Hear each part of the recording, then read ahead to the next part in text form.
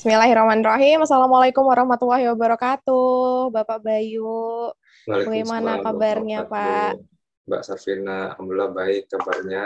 Terima kasih sudah diundang di podcastnya Hima. Ya, Benar. sehat-sehat ya semuanya. Alhamdulillah. Oke, Bapak, terima kasih sudah hadir pada podcast bersama Mrs. Siang hari ini. Bapak, perkenalkan, sama saya Sarvina Putri Maulidia sebagai Kepala Divisi PSDM yang hari ini teman-teman PSDM itu mempunyai kolaborasi bersama teman-teman Jakesma di program kerja Mrs. Milad Hima Ekis, khususnya subacara podcast. Nah, Milad Hima Ekis ini sendiri itu merupakan perayaan 13 tahun Hima Ekis berdiri, di mana beberapa divisi ini ikut merayakan berdirinya Hima Ekis selama 13 tahun. Nah, untuk sub acara sendiri itu diantaranya ada podcast bersama alumni Bapak, kemudian ada podcast bersama departemen yang hari ini kita laksanakan dan akan dilaksanakan podcast bersama teman-teman mahasiswa begitu. Nah, lebih lanjut nih Bapak, saya ingin bertanya dulu kepada Bapak Bayu kesibukannya selama pandemi ini apa saja nih Pak Bayu sebagai dosen mungkin atau apa, bagaimana Pak kesibukannya Pak? Ya, terima kasih Mbak Sarvina. Sebelumnya selamat milad juga kepada Hima Ekis yang ke-13. Semoga terus bisa memberi manfaat bagi mahasiswa Ekis keseluruhan ya, dan terus bisa menjalin kerjasama dengan prodi dan juga departemen.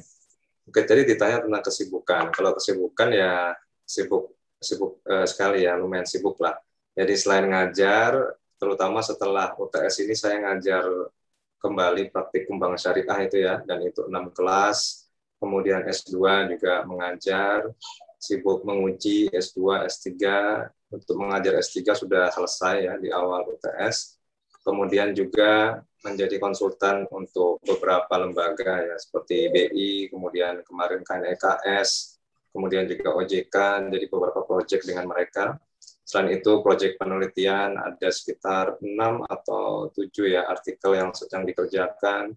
Selain itu juga kerjaan prodi ya administratif tentang redesign kurikulum. Kemudian ada juga ini pekerjaan dari kampus terkait perankingan. Jadi kalau mau disebutkan banyak ya. Saya juga nggak hafal satu-satu ini. Jadi tadi yang saya ingat aja. Oke, alhamdulillah. Tapi Pak Bayu alhamdulillah masih diberi kesehatan gitu Pak ya. Dengan Alhamdulillah. Terima kasih. Amin. kesibukan sebegitu banyaknya, terus juga masih bisa mengajar teman-teman di EKIS juga gitu Pak. Nah, Pak Bayu kan tadi sudah begitu banyak kesibukannya gitu Pak ya. Terus habis itu apalagi sekarang kuliahnya, apalagi Pak Bayu sebagai dosen mengajarnya berbeda Pak dari tahun-tahun sebelumnya mungkin karena pandemi ini memaksa untuk online gitu Pak. Nah, dari sudut pandang dosen nih Bapak Bayu, bagaimana Pak kuliah online dan kuliah offline itu seperti apa sih Pak perbedaannya dan tantangannya mungkin apa saja gitu Pak? Ya, terima kasih Mbak Sarvina. Jadi untuk kuliah online ini memang pertama kali sejak Maret tahun lalu ya. Okay. Nah, itu ya tantangan tersendiri karena harus menyesuaikan mungkin device-nya, kemudian juga apa namanya software-nya ya, aplikasinya, kemudian juga kita menyesuaikan dengan update tampilannya bagaimana ya, beli kamera atau juga beli pen untuk nulis ya karena biasanya pakai papan. Jadi penyesuaiannya awal-awal.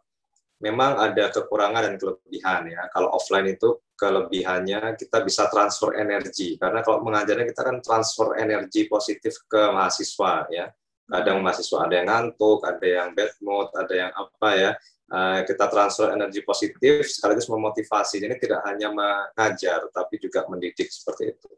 Tapi kalau online, nah ini agak terhalang nih. Soalnya kadang mahasiswa tuh banyak yang tidak nyalain kamera ya.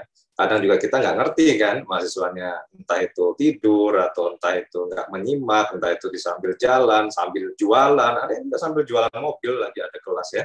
Jadi saya paksa mahasiswa untuk menyalakan kamera dan minta mereka fokus. Kadang juga walaupun nyalakan kamera, ada yang ditaruh fotonya saja ya, ada yang mungkin record video bergerak gitu. Saya ngerti lah siapa yang seperti itu ya. Jadi saya harapkan atau saya kondisikan kuliah online itu tetap menyerupai offline lah. Kalau bisa kamera semua nyala dan kita bisa tetap transfer energi positif ke mahasiswa.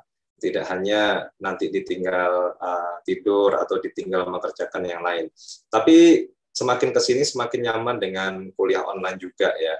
Nah, saya juga nggak tahu nanti kalau harus offline lagi, seberapa lama saya akan menyesuaikan lagi.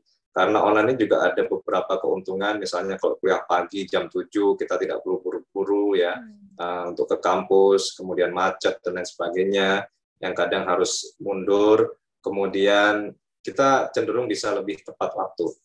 Kemudian kuliah online ini juga kita misalnya bisa sambil mengerjakan yang lain juga, ya misalnya mahasiswa sedang presentasi, nah kita bisa ada beberapa layar di rumah, nah itu bisa ada chatting, ada apa, email yang lain ya.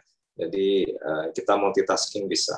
Kemudian kuliah online ini juga kita belajar untuk mendevelop teknologi, ya, membuat video, membuat media pembelajaran online yang itu tidak hanya monoton mengajar saja. Kekurangannya tapi ya tadi itu kita tidak bisa transfer energi secara langsung, tidak begitu tahu secara langsung karakter mahasiswa ya. Mungkin juga keterbatasan kita memberikan bimbingan skripsi online, ya itu suka dukanya kuliah online. Oke, baik. Terima kasih Pak Bayu atas jawabannya nih. Jadi teman-teman yang mendengarkan podcast hari ini sudah bisa melihat ya tantangannya bukan hanya dari teman-teman mahasiswa saja, tapi Bapak Ibu dosen juga mengalami hal yang sama begitu ya. Tapi harus bisa tetap produktif gitu di tengah-tengah pandemi seperti ini. Nah, berbicara mengenai produktif, Bapak, menurut Pak Bayu nih, Pak Bayu kan juga dulu juga sudah berkuliah juga. Menurut Bapak, mahasiswa yang produktif itu yang seperti apa sih, Bapak? Ya, mahasiswa yang produktif itu yang bisa memaksimalkan waktunya, gitu ya, bisa memanage agendanya, bisa merencanakan waktu dan kehidupannya dengan baik. Saya waktu kuliah itu hampir tidak pernah hanya kuliah saja ya, mulai dari S1, S2, S3, S1 itu sambil bisnis. Saya punya sekitar 3 bisnis ya. Jadi saya waktu itu sudah nggak minta orang tua sejak semester 2. Kemudian saya juga S1 sambil menjadi Chairman of CIAS ya di Brawijaya, jadi seperti ketua KC-nya Akses ya kalau di Unair. Kemudian juga Presidium Nasional ya di FOSE, kemudian juga ikut karya tulis, tapi juga IPK bisa alhamdulillah tetap cum laude lah seperti itu ya. Jadi itu. Kemudian S2 malah saya semester 2 sudah nikah ya. Semester 2 nikah, kemudian riset asisten, kemudian juga bisnis enggak ya? Bisnis sedikit lah sebentar waktu itu. Kemudian juga menjadi koordinator program di kampus di S2. S3 saya juga organisasi S2 ya di ISEFIT sebagai Vice Director 4. Kemudian yang S3 saya juga ketua PPI Canterbury, kemudian bisnis juga ya. Kemudian juga membantu kegiatan-kegiatan di pemerintahan New Zealand waktu itu di Selandia Baru. Jadi saya kalau semakin tidak sibuk itu semakin jelek nilainya. Nah, saya nggak tahu dengan teman-teman mahasiswa ya. Jadi kalau bisa kita memaksimalkan kesempatan, mumpung masih menjadi mahasiswa, itu mempergunakan waktu sebaik mungkin. Jadi Anda setiap hari tuliskan to-do list-nya, kemudian Anda dimulai dulu dari rencana besar ya, misalnya sampai sebelum lulus atau sampai 4 tahun ke depan, saya akan apa saja, melakukan apa saja di Unair, kemudian di breakdown ke tahunan, ke bulanan, ke harian. Gitu ya. Saya terbiasa mengorganize jadwal, juga rencana harian apa yang harus dikerjakan, dan kita biasakan well prepare gitu ya. Saat kita misalnya kuliah diminta untuk presentasi, jangan seadanya gitu kan. Nah, saat kita ikut lomba mau presentasi, jangan seadanya latihan. Saat kita mau misalnya organisasi ada pertemuan atau apa ya, kita usahakan kita bisa memberikan kontribusi yang lebih. Seperti itu. Karena semakin kita produktif, kita akan semakin berkontribusi lebih dan kita menjadi khairun nas anfa'uhum linnas ya, sebaik-baik manusia yang semakin bermanfaat ya. Mudah-mudahan kita produktif itu yang bermanfaat bagi orang lain. Itu. Oke, baik. Terima kasih Bapak. Kemudian Pak, mungkin teman-teman mahasiswa yang mungkin mendengarkan podcast ini tuh juga ingin bertanya begitu Bapak kepada Pak Bayu. Tips and trick-nya bagaimana sih Pak jadi mahasiswa yang produktif selama pandemi ini gitu Pak? Ya, selama pandemi ini memang sedikit menghambat kita ya. Tapi tadi itu kita bisa multitasking. Ada kelebihan dengan pandemi ini, misalnya lomba-lomba juga ada yang online, acara-acara yang misalnya dari luar negeri yang sebelumnya susah kita ikutin, nah ini dengan mudah kita bisa lakukan dengan online, mengundang narasumber dari luar negeri yang jauh ini secara online dengan biaya yang murah, kemudian juga kita bisa ikut kursus-kursus online, kan banyak sekali ya, sekarang yang free juga banyak, jadi kalau bisa yang pertama kita prioritas dulu ya. Kita mau belajar apa misalnya sebelum kita lulus, misalnya Anda mau menambah skill di bahasa, skill organisasi, kemudian mungkin mungkin terkait dengan pengalaman internasional ya. Saya mau jadi apa? Ini tentunya sesuai juga dengan profil lulusan kita ya. Sampai saat ini kan masih 5 profil lulusan yang Anda ketahui di video yang sudah saya buat itu. Nah, Anda tentunya kita bentuk untuk mencapai itu. Tapi Anda juga punya rencana sendiri tentunya. Ya, di masa depan Anda ingin mencapai apa. Nah, ini kemudian Anda breakdown menjadi aktivitas-aktivitas yang mendukung hal tersebut. Ya. Jadi harus punya visi. Mahasiswa harus punya visi ke depan. Mau jadi apa, mau kontribusi di bidang apa. Kemudian baru Anda breakdown menjadi kegiatan-kegiatan yang harus Anda ikuti. Misalnya seperti itu. Sehingga Anda bisa tetap produktif. Di samping itu juga Anda membentuk atau mencapai visi Anda ke depan itu mau jadi apa, seperti itu.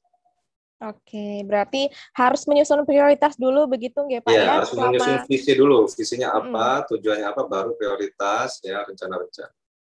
Kemudian di breakdown kegiatan-kegiatan tersebut supaya visi-visi yang sudah kita susun tadi bisa kita capai begitu ya Pak, sehingga teman-teman mahasiswa nih bisa jadi jauh lebih produktif terutama di masa pandemi seperti ini begitu nggak Pak ya?